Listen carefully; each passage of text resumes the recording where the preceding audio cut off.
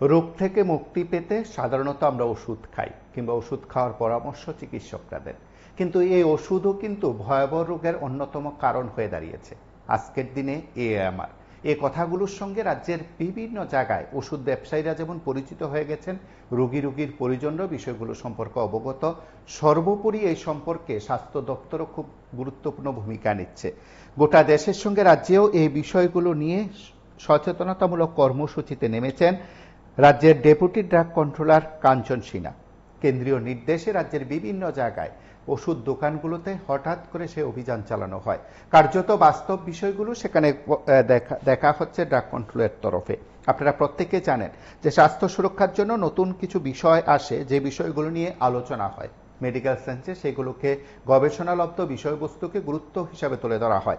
কিন্তু আজকের দিনে এই সময়ের মধ্যে এই সমস্যাগুলোর মাঝে একটি গুরুত্বপূর্ণ বিষয় এসছে, যে বিষয়গুলো আজকের দিনে খুব গুরুত্বপূর্ণ, আর সেটা হলো ওষুধ থেকে বিপদ। আর সেই বিপদের কথা যখন প্রকাশ হলো, তখন অবশ্যই এই ওষুধ সম্পর্কিত বিপদ সম্পর্কে মানুষকে সচেতন করার পাশাপাশি ওষুধের দোকানগুলোতে সব নিয়মকানুন মানা হচ্ছে কিনা, সব নির্দেশিকা সেখানে মানা হচ্ছে কিনা, এই বিষয়গুলো সেখানে খতিয়ে দেখা হয়।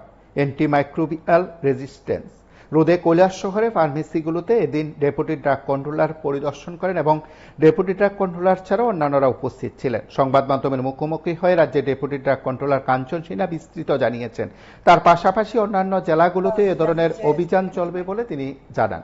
প্রত্যেক জায়গায় সেখানে রোগীর পরিজনদের কাছে বার্তা পৌঁছে দেওয়ার ক্ষেত্রে এই অভিযান যথেষ্ট গুরুত্বপূর্ণ।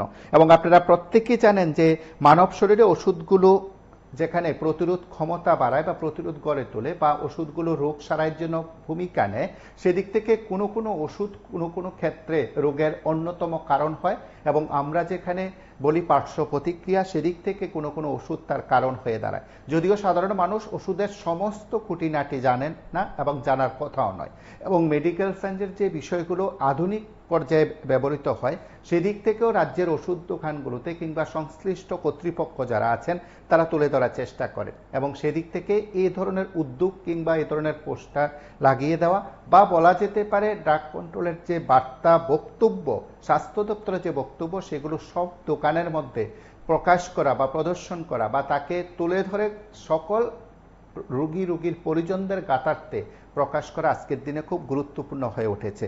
সেদিক থেকে এই পরিদর্শন যথেষ্ট গুরুত্বপূর্ণ। আমরা রাজ্যের ডেপুটি ড্রাগ কন্ট্রোলার কাঞ্চন সিনহা সংবাদ মাধ্যমের মুখোমুখি হয়ে কি বললেন আমরা একবার শুনবো। জানি যে অ্যান্টিমাইক্রোবিয়াল রেজিস্ট্যান্স সংক্ষেপে যাকে বলা হয় এএমআর, এটা শুধু ত্রিপুরা রাজ্যের প্রবলেম না, দেশেরও প্রবলেম না, গোটা পৃথিবী জুড়ে এই প্রবলেমটা। আমরা সবাই জানি যে কেউ যদি দোকানে যায়, দাঁতের ব্যথা বললে অ্যামোক্সিসিলিন 2টা ক্যাপসুল কেটে দিয়ে দিই, কিন্তু অ্যামোক্সিসিলিন 2টা তো আর ডোজ না, অ্যান্টিবায়োটিক্স এর ডোজ কমপ্লিট করতে হয়, না হলে রেজিস্ট্যান্স করবে। যে কারণে আজকাল শোনা যায় বাচ্চাদের এই অ্যান্টিবায়োটিক্স দিলে কাজ হয় না।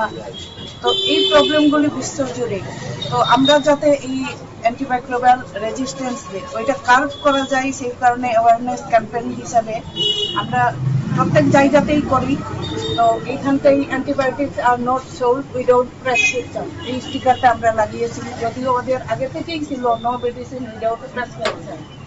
তো এইগুলিতে যাতে জনগণ অ্যাওয়ার হয়। আর তাছাড়া যে মুরগির মতো অ্যান্টিবায়োটিক্স বিক্রি হয় বা পেট খারাপ, ওটু অফ্লক্সাসিন অল্মেডাজলের 2টা ট্যাবলেট দিয়ে বলেছে এটা খাইলে ভালো হইয়া যায়, একদম ভালো হইয়া। তো এইগুলি যাতে বন্ধ করা হয়। তাছাড়া জনগণের কাছে আমাদের বিনীত অনুরোধ, ওরাও যাতে অ্যান্টিবায়োটিক্স গুলি পুরো কোর্স কমপ্লিট করে, যাতে নেক্সট প্রজন্ম যাতে ঠিকভাবে সুস্থভাবে থাকতে পারে। আপনারা শুনলেন